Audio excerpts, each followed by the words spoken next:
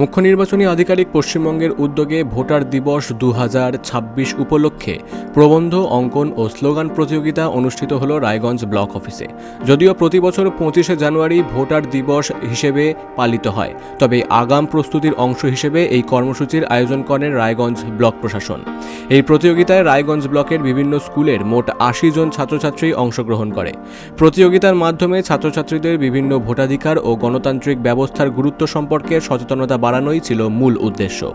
আয়োজকদের পক্ষ থেকে জানানো হয়, অংশগ্রহণকারী সকল প্রতিযোগীকেই পুরস্কৃত করা হবে। পাশাপাশি যারা স্থানাধিকারী হবেন তারা জেলা পর্যায়ে প্রতিযোগিতায় অংশগ্রহণের সুযোগ পাবেন। জেলা স্তরে নির্বাচিত প্রতিযোগীরা জাতীয় ভোটার দিবসে বিশেষ পুরস্কারে সম্মানিত হবে।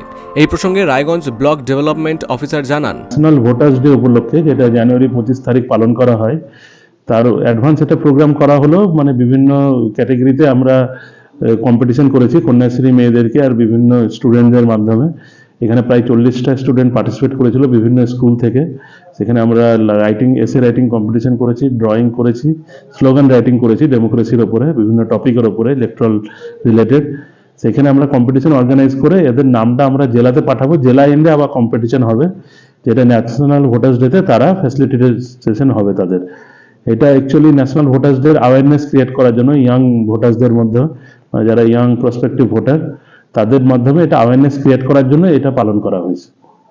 বলছি, এখানে যারা স্থান লাভ করবে তাদেরকে কি পুরস্কৃত করা হয়েছে? হ্যাঁ, ব্লক লেভেলে প্রোগ্রাম যেটা হয়েছে, আমরা এখানে প্রত্যেকটা ক্যাটাগরিতে ফার্স্ট, সেকেন্ড, থার্ডকে আমরা রেকগনাইজেশন করেছি। তাদের নামও আমরা জেলাতে ফরওয়ার্ড করছি। এই কম্পিটিশন যেটা আবার জেলা এন্ডেও হবে, সেখান থেকে তারা যদি মানে উইন করে, তাহলে সেখান থেকেও তারা স্বীকৃতি পাবে। এটা ইলেকশন কমিশনের নির্দেশে পালন করা হচ্ছে। ভবিষ্যতেও এই ধরনের উদ্যোগ গ্রহণ করা হবে বলে আশাবাদী অনেকেই। রায়গঞ্জ থেকে রামকৃষ্ণ দাসের রিপোর্ট, বিগ নিউজ বাংলা।